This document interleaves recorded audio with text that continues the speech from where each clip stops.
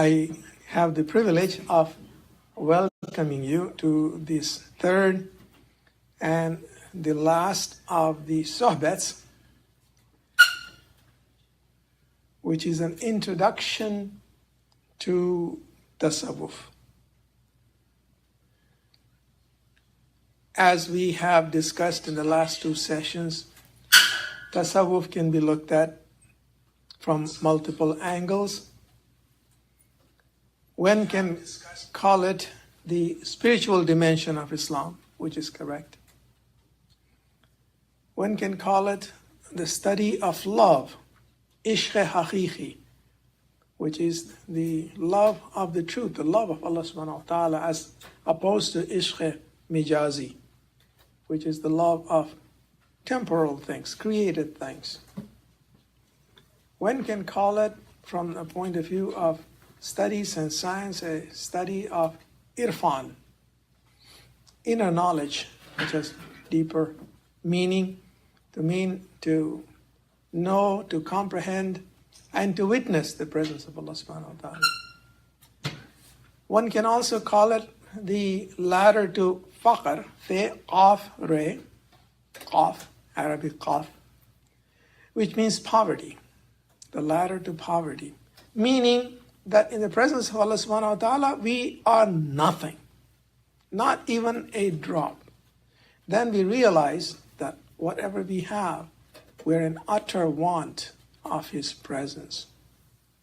So all of these definitions are valid. I also pointed out, don't use the word Sufism, because it's of British origin, as they, for instance, are beginning to invent terms such as Sunnism, Islamism, Shiaism, thisism, thatism. Is not an ism.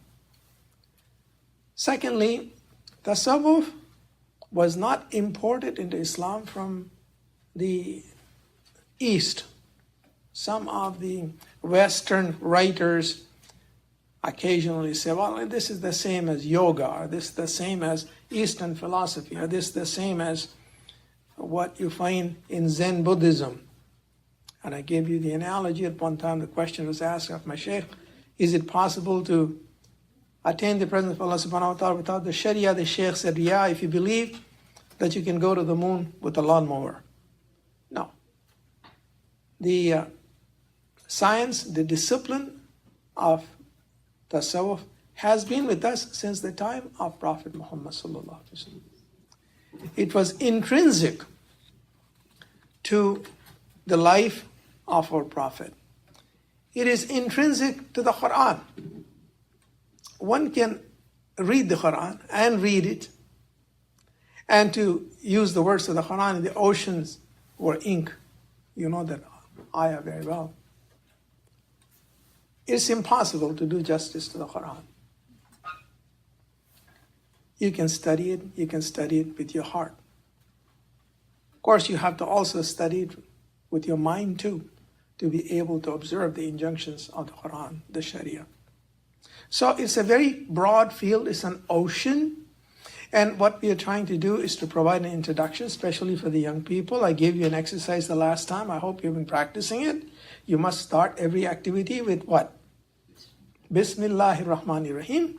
And you must always say La ilaha illallah in your heart, so that it always beats even when you sleep. The heart must beat La ilaha illallah. Wake up, La ilaha illallah. That's the beginning of Tasawwuf. That's the beginning. The ultimate purpose of Tasawwuf is to be with Allah. It's very simple. You can make it as complex as you want to. You can write theories and books and philosophies and ladders, etc. And we have constructed one such ladder. But in simple terms, what is the purpose of life? It is to be with Allah. We were with Him, we got separated, and now we want to get back with Him.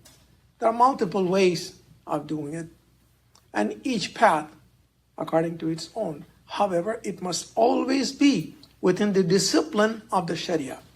It's very important.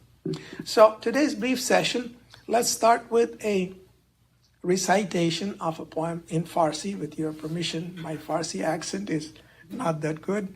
Something that I translated one time with my good friend Farooq 3 or 4 years ago.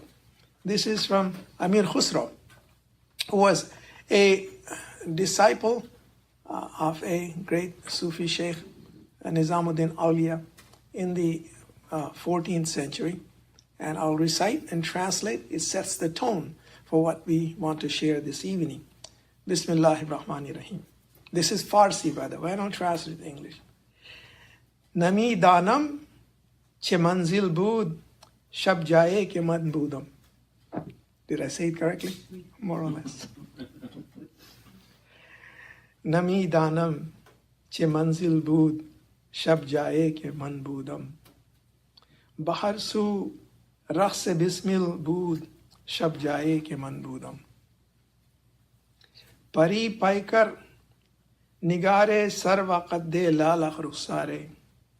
Sarapa afate dil bud shab jaye ke man budam. Now listen to this.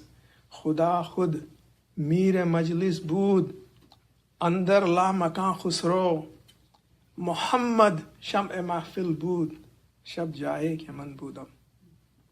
Rough translation. I wonder what was the place where I was last night. All around me were self-slaughtered victims of love, tossing about in agony.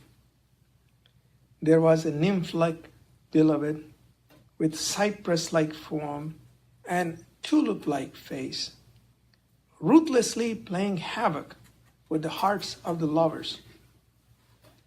Allah Himself was the master of ceremonies in that heavenly court. O Khusro, where the face of the Prophet too was shedding light like a candle. Rough translations, they cannot be translated. The message in here, there are many messages. If there was no Tasawwuf, it's fair to say there would be no poetry in Islam. Poetry must have its roots in the heart. Soz and saz.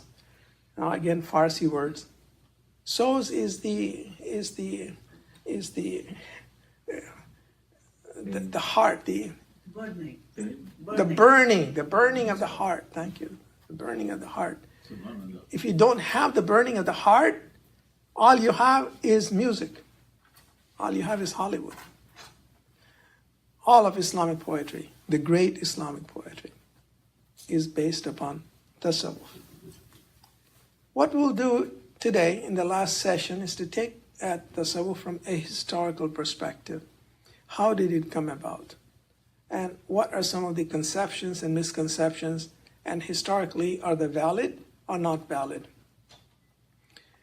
If we study the Qur'an, again, all I'm going to do is to make allusions to it in the next 40 minutes, 45 minutes or so, because so many of you are familiar with the Qur'an. If not, I'm sure you'll go back and study it. Allah subhanahu wa ta'ala, for instance, refers to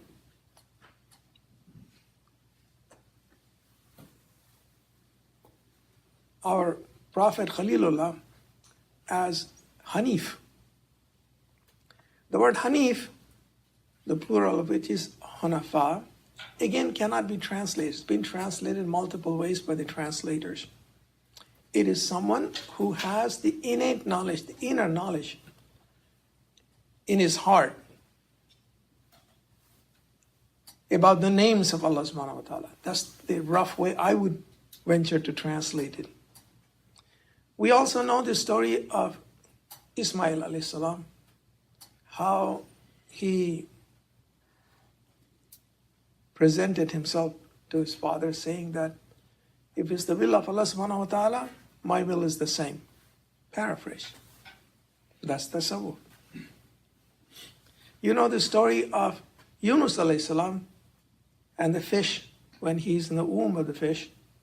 And that's allegorical because all of us go through difficulties in life. When we are surrounded by difficulties, as if we are surrounded by the shell of the fish, the belly of the fish, if you would.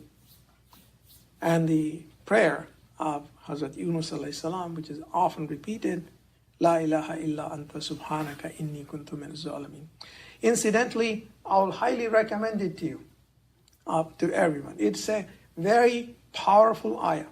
I have used it all my life. I learned it at the feet of my mother. She taught it to me when I was 4 years old. And I learned to recite it before every exam. And the barakah of the ayah, I was always first in my exam. If you study, believe in Allah subhanahu wa ta'ala, recite something, gives tranquility to the heart, go into the exam hall, then you'll pass your MCAT and CCAT and that cat, all kinds of cats. You'll be there. Tasawwuf is what Musa alayhi salam felt when he saw the fire. إِذْ قَالَ مُوسَى لِأَهْلِهِ إِنِّي آنَسْتُ نَارًا. You know that very famous, well-known ayah from the Qur'an. Incidentally, just sort of side comments I'll make, can't avoid it. I remember when I was visiting Jerusalem, we had to stay in the Christian quarter. It was kind of a long walk from Damascus Gate to where we were staying. So we took a taxi. And this man, the taxi driver, was playing the Qur'an. And he was playing this ayah, إِذْ قَالَ مُوسَى لِأَهْلِهِ إِنِّي آنَسْتُ نَارًا سَآتِيكُم مِّنْهَا بِخَبْرٍ, etc. And as it was recited, I was translating it for Maimuna, who was seated next to me, in English, loudly. And the driver heard it. And when we stopped, I could see tears in his eyes. I said, I'm not going to take anything from you.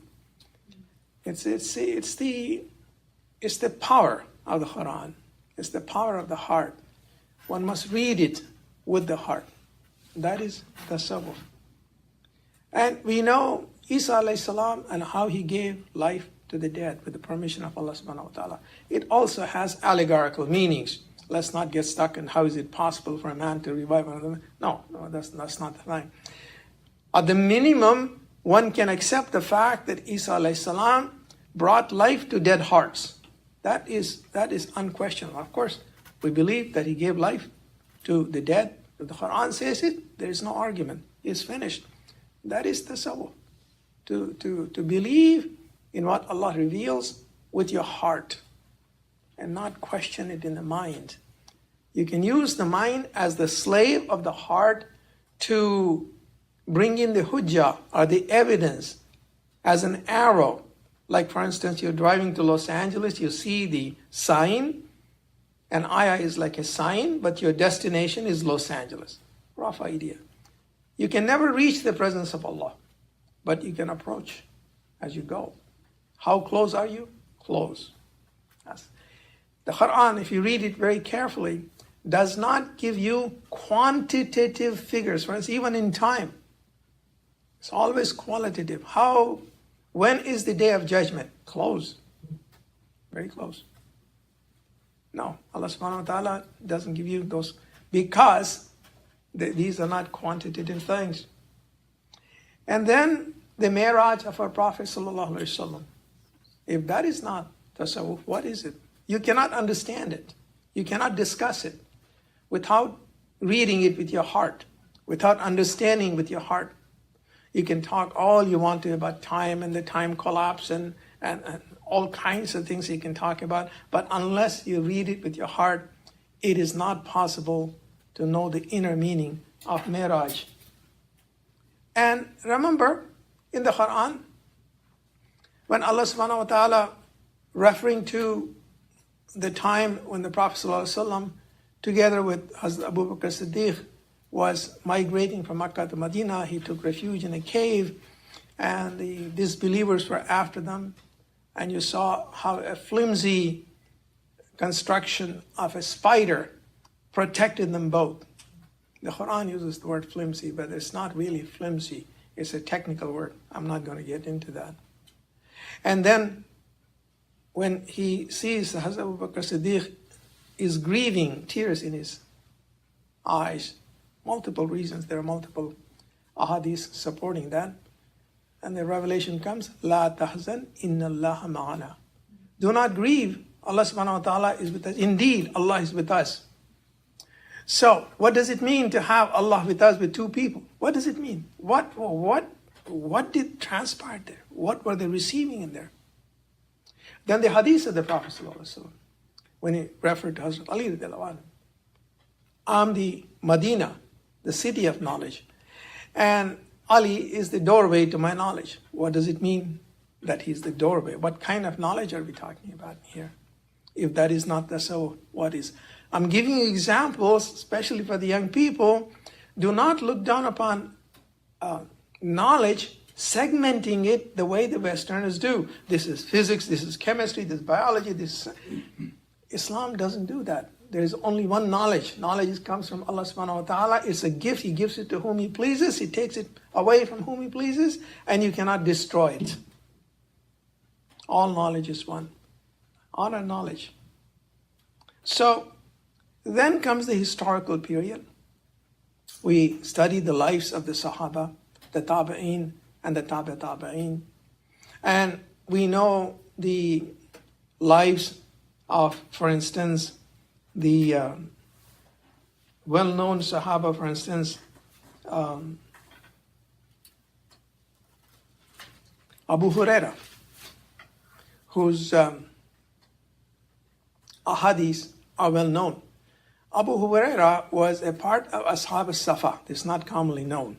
If you recall, the first time we talked about who the Ashab al-Safa were, these were the people whose hearts were clean. They would wait outside the house of the Prophet, and as soon as he came out, they would follow him.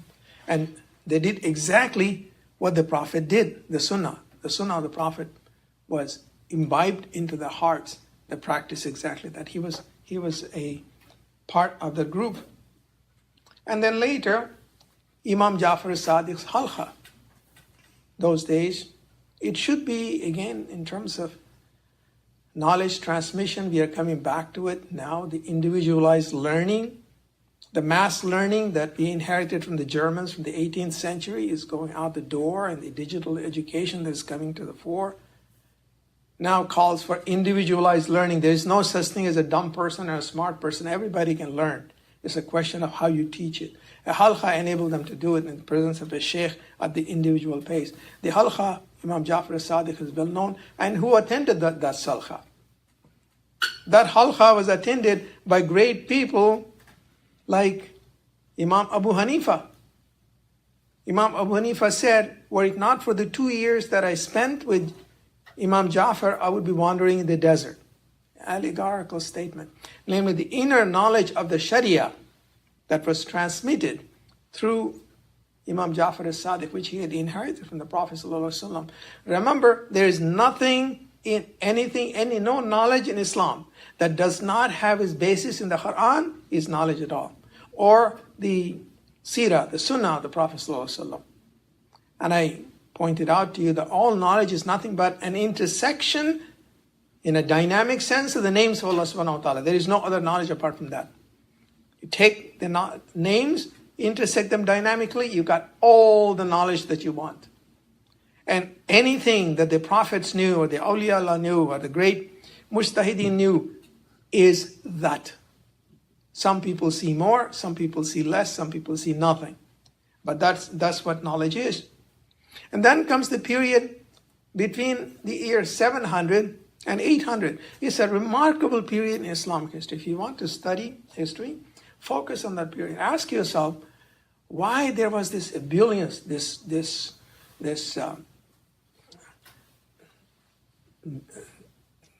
great blow up, if you would, of knowledge between the years 700 and 800. This was the period when the great mujtahideen lived. This was the period when some of the founders of Tasawwuf lived. This was the period when they started to document the sciences of fiqh. This was the period when they started to document the empirical sciences, which we call science today. This was the period for philosophy.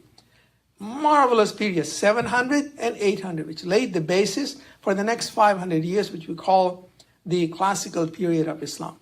Study that. Marvelous period.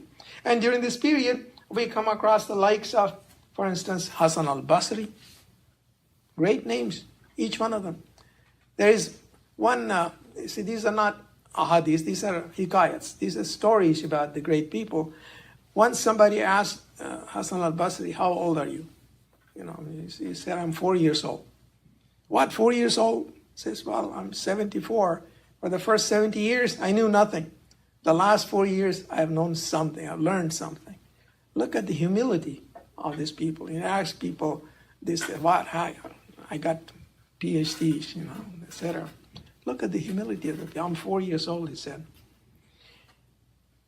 Then Rabia Adawiya, we talked about it.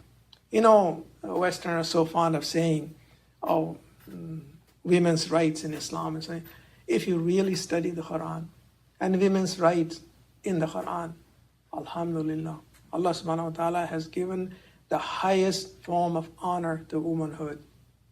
If we followed it, you would know. I gave you an example. One of the khutbahs probably it was, if we really followed it, then by the time a man and a woman who are married are 60 or 65, the woman would be a multimillionaire and the man would be poor. But we don't follow it in terms of inheritance, etc. We don't follow it. Read the Quran, it's out there. So, Rabia al-Adawiya, great scholar. Not only was she a scholar of the Quran and Hadith, she was a lover of Allah subhanahu wa ta'ala. It's said that she used to run around the streets of Basra with fire in one hand, burning fire in one hand, and a water can in the other. People ask her, why do you walk around with fire in one hand and water in the other? And she responded, I want to put out the fires of hell so that I don't pray to Allah subhanahu wa ta'ala for fear of hell.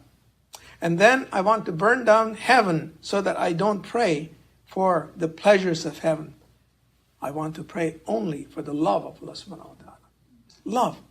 That is the gist of Tasawwuf. Love of Allah subhanahu wa ta'ala, from which comes all love. There are, in America, 300 million people. Allah subhanahu wa ta'ala said, the Sufi language is very different.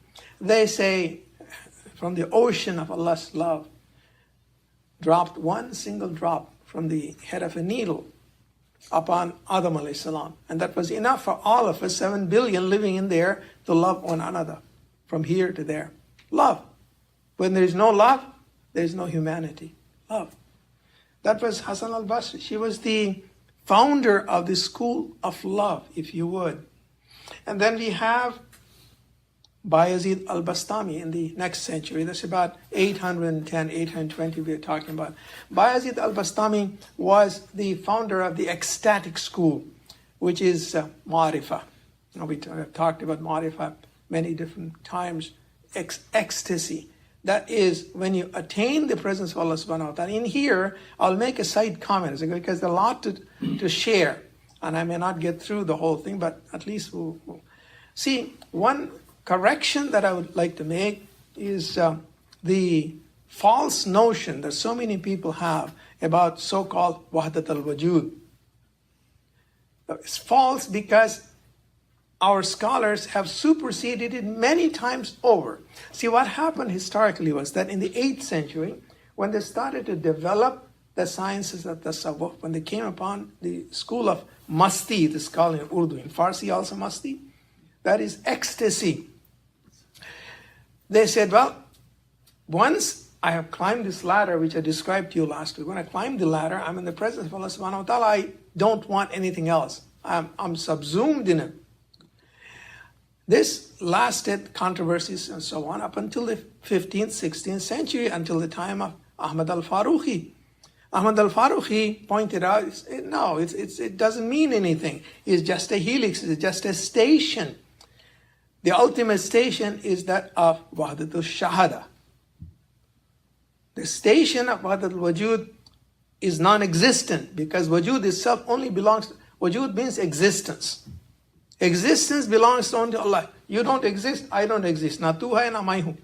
In Urdu we say tu, which means a familiar form. It's not a polite form. Na tu hai na mai hu. We don't exist, only He exists. So when we talk about wujud, only Allah subhanahu wa ta'ala has wujud. And that's why, the prayer of Hazrat Ibrahim Khalilullah, Inni wajjahtu wajhiya lillazi fatir as-samawati wal ardi hanifan wa ma ana minal mushrikeen. Wajjah meaning existence.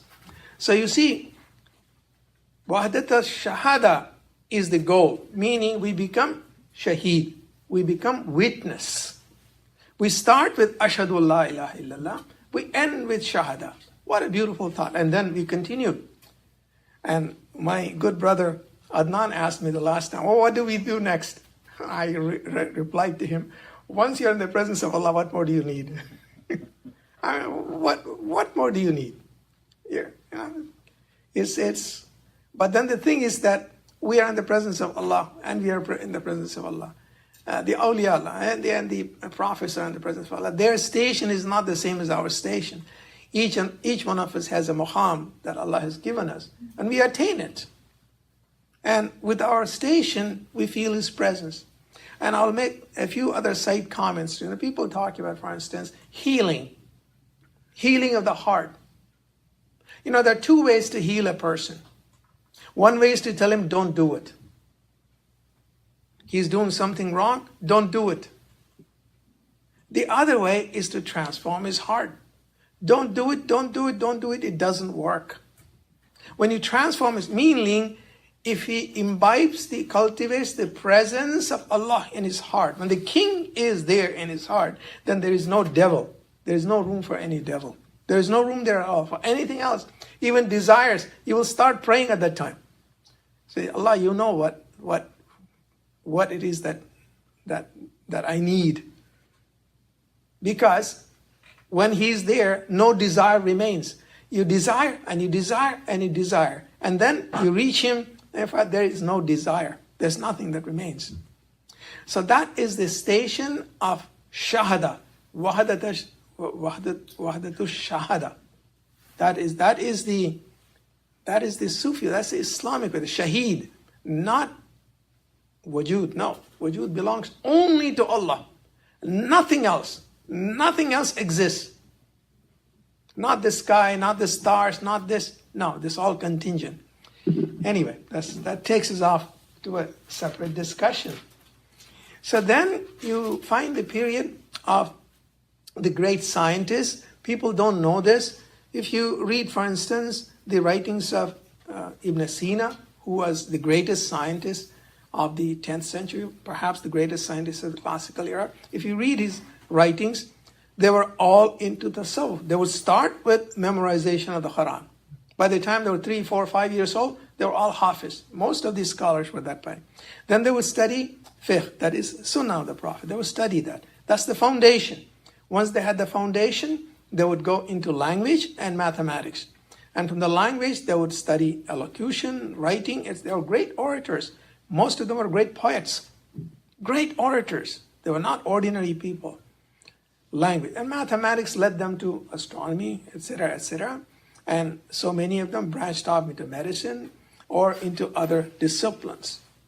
So even in the writings of the great scientists, you find Tasawwuf. It has been there continuously. Another word of caution to my brothers and sisters in here. See, we must not divide our knowledge. Not only that, we must not divide ourselves on that basis. Epithets such as he's a Sufi and a Salafi and a Sunni and a Shia and a Zaidi. From the point of view of the Qur'an, they don't exist. They are meaningless. They are historical terms. Historically, they may be valid. But from the point of view of Tawheed, they are not valid. So it would behoove us when we engage in a conversation to not pigeonhole people, because all of these belong within the spectrum of Islam. The Sufis, the Salafis, and all of them are within the spectrum of Islam. Yes, if they have gone away from the teachings of the Qur'an, from the Sharia, then we say, no, we don't accept them. Just a piece of advice to the young people in here. Then comes the time of our great Imam Hamid al-Ghazali. Up until that time, that's the year 1100 now. Again, there's so much to share. Most of it is on the Encyclopedia of Islamic History. If you want to go back and read it, 2 million people have read it. After me, maybe one of you can take over. The contribution of al-Ghazali was the following. Up until the time, after the repudiation that they received at the hands of the ulama in the 8th century, the Mutazilites, it was tolerated, but was not in the mainstream. And some people will still argue the theological positions on the basis of rationalism. Imam al-Ghazali came along, he waged a two-pronged battle. Imagine him holding two swords at the same time. One was directed at the Fatimids in Egypt and their esoteric doctrines. It's not commonly known, but both Al-Azhar, up until even at the time of Al-Ghazali, Al-Azhar was still in the hands of the Fatimids, and it was like the college in Baghdad, a propaganda center for their respective points of view, in addition to, of course, being centers of learning. So one dialectic was directed against the esoteric doctrines of the Fatimids, and the other was directed against the philosophers. And people say he dealt a death knell to philosophy. In my opinion, now it's a question of opinion. What I said so far is a description. In my opinion, Imam al-Ghazali went too far when he said that there's no such thing as cause and effect, that they take place simultaneously or side by side. It does not make any sense, because time is a creation of Allah subhanahu wa ta'ala in which his diktat, his sharia finds its fulfillment.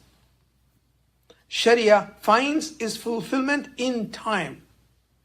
That is the inner meaning of time. And for that reason, the Qur'an has so many descriptions of time. Again, one can talk about it. So the contribution of Imam al-Ghazali was that not only did he wage this two-pronged battle, he put Tasawwuf squarely within orthodox learning. He gave respectability to the study of Tasawwuf. So from the year 1100 till the year 1300, which was a very convulsive period in Islamic history, because as I have shared with you in my lectures on history, this was the period of the Crusades. This was also the period of the Mongol devastations. Just to again recap, imagine 75% of the Islamic world completely decimated. Just imagine.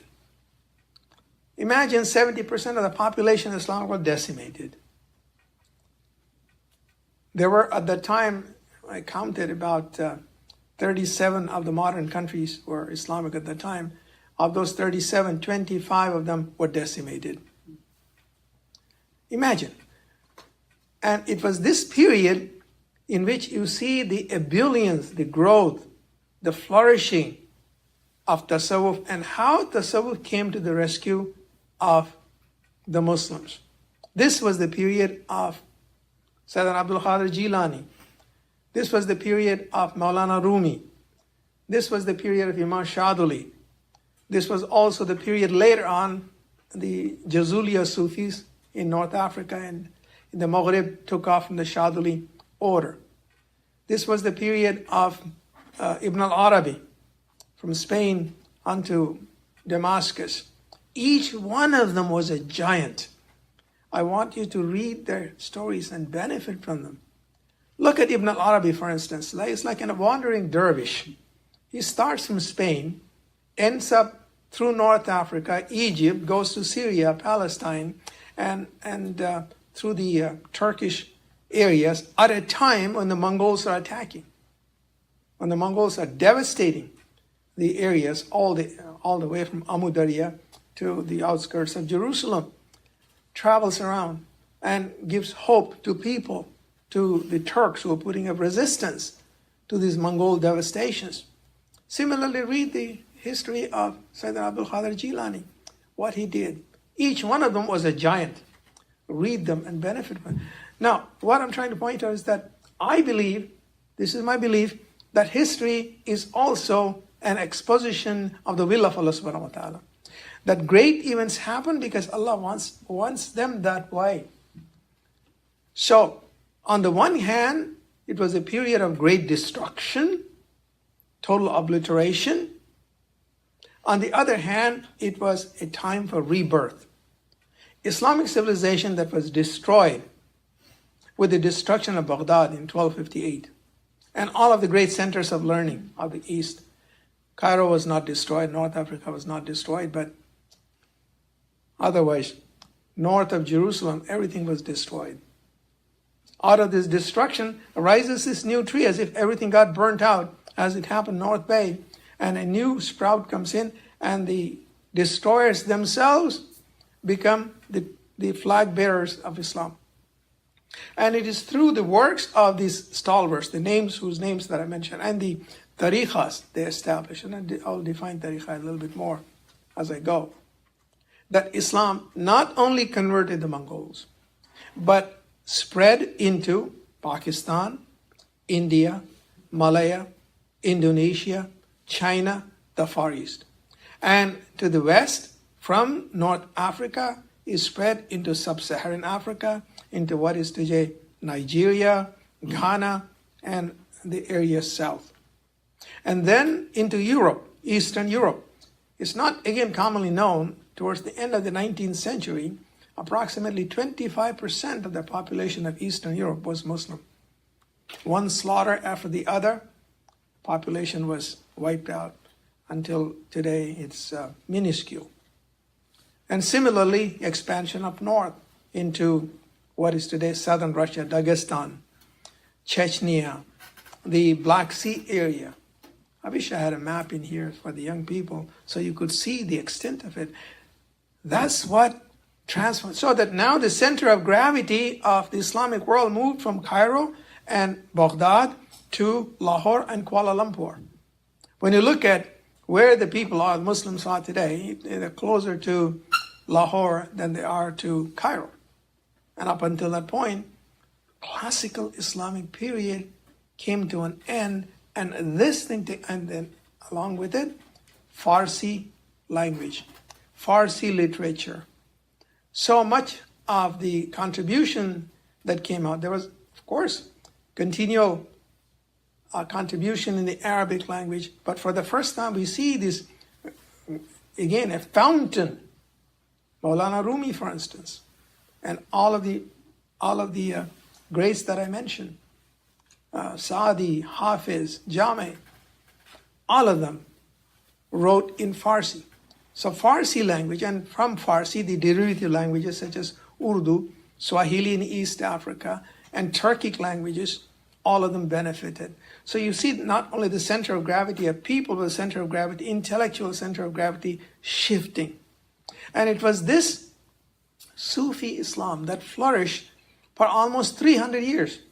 For instance, people talk about the Safavid dynasty. There's so much going on in my mind. I'm just sort of giving you vibrations, if you would. Safavid dynasty that started around the year 1500. It started from a Sufi tariqa, Safavid tariqa. The Ottomans were so highly influenced by the Bektashi, by the Maulavi, this from Maulana Rumi, and also from the Naqshbandi tariqa. So much so, when the Sultan was coronated, he would ask a sheikh from the Maulavi order to give him the robe. And in India, Pakistan, you know the stories of Akbar and Babur, Humayun, and Prince Dara Shikoh, and the influence of the awliya Allah, the people in the subcontinent. Specifically, I'll give you a couple of illustrations. And also I'll illustrate because time is very short. Illustration one, for instance. Dara Shikoh was Dara Shikoh was one of the princes of India, who was the son of Shah Jahan, who was ultimately killed by his own brother in the 17th century. He translated the Upanishads, which is the Hindu classics, into Farsi. And from Farsi, Schopenhauer, etc., the great philosophers of the West, they translated from Farsi into English and German and learned from it. Transmission of knowledge.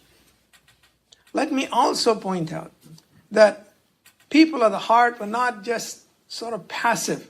That's the wrong impression that you have. Example. Only one example, that's all I can say. I'll give you some details of it. Put yourself towards the end of the 16th century in North Africa. This is between the year 1570 and 1590. a very important period in world history. 1571, the Turks lose the Battle of Lepanto, the first time they lost a naval battle.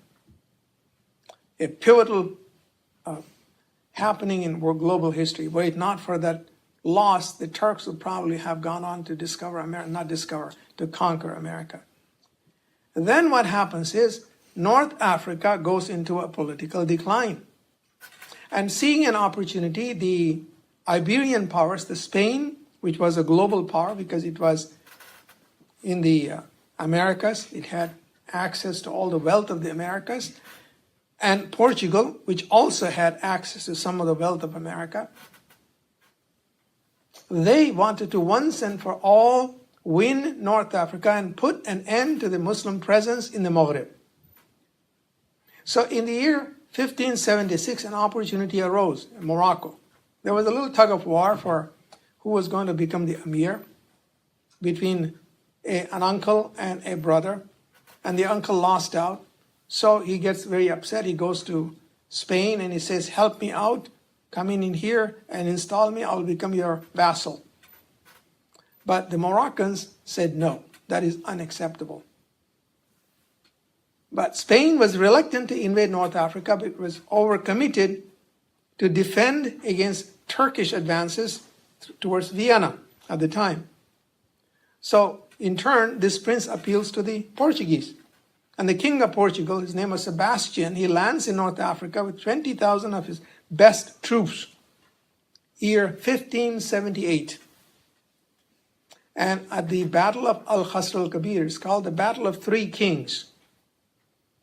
A crucial battle in world history, equal to the Battle of Stalingrad, for instance, or the Battle of Plassey, or the Battle of Tours, equal in importance to any of those. Please study them. Battle of Al-Khasr al-Kabir. The Jazuliya Sufis.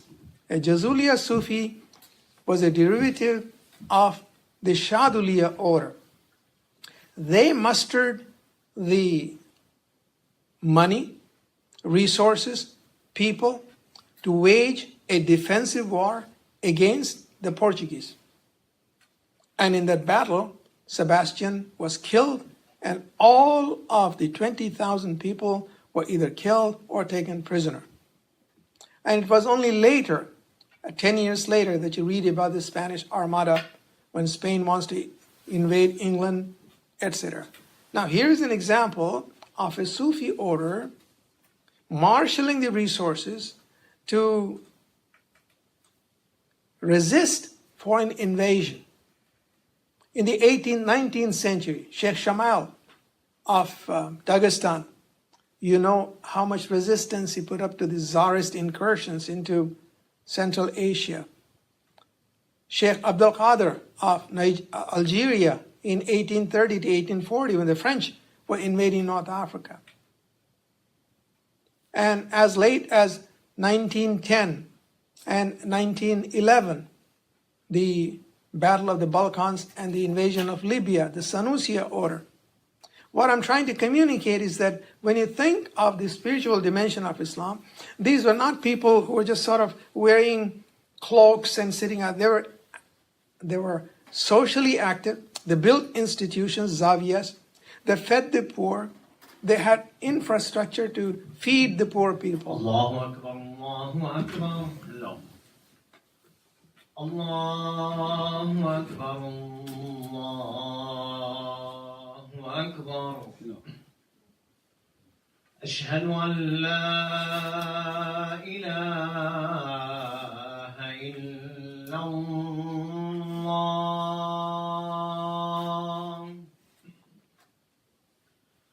Ashhadu an la ilaha illallah.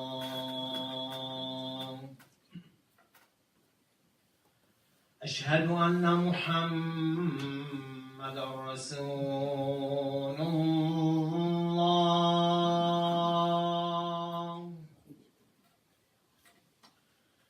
Ashhadu anna Muhammadan Rasulullah.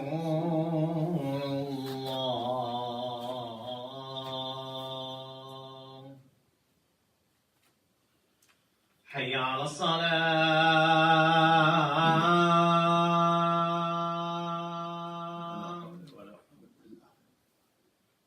حي على الصلاة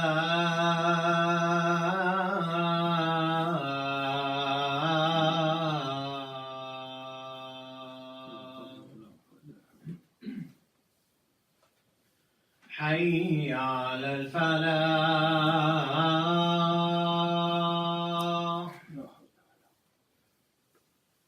حي على الفلاح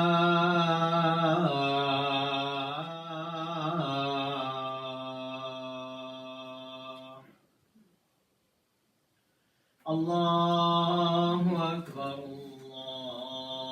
الله أكبر لا إله إلا الله.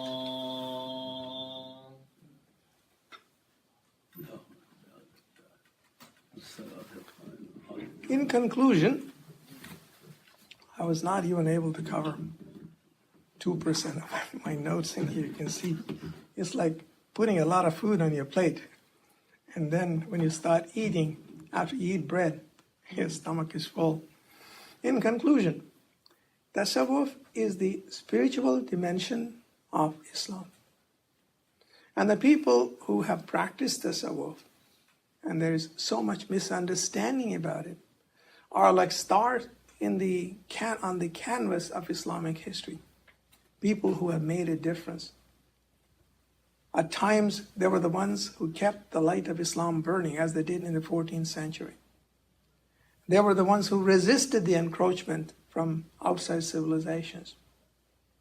Granted, today, in conclusion, there is decadence all around.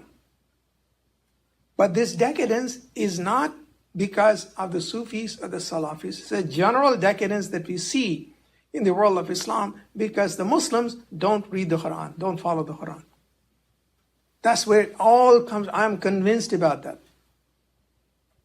If we understood it, if we followed it, our ignorance will dispel, we'll stop fighting, we will start cooperating, we'll practice love and charity, and we'll learn to serve as Allah wants us to serve, and we'll build a community. We are not a community. Muslims are not a community. It is a religious group with multiple communities. Then we will have a community. So my advice to the young people is make friends with the Qur'an. Remember, if nothing else, Dr. Ahmed said, make friends with it. As you grow up, become scholars in it. Inshallah, your hearts will expand to it. There's time for one or two questions, and then we'll go for prayer. Any comment, question? Sir? What are some good authors to read about Tasawwuf? That's again a good question. Remember, I described to you the science of knowledge, the tree of knowledge. You have ilm al-laduni, you have ilm al-ibara, and ilm al-ishara. If it was ilm al-ibara, you can write it down, you have a book. Unfortunately, it's ilm al-ishara. There are some books, but it's not the same. You can write all about love. Love your neighbor, love your, whatever, love. You can write all over the place, but still not the same. It has to be in the heart. You can say serve, serve, serve, serve, but unless you go out and serve, it's not the same. Nonetheless, though, the classical books written by some of the names that I have mentioned, that have recently been translated into English, I would recommend that we read them. Thank you so much. May Allah subhanahu wa ta'ala bless you.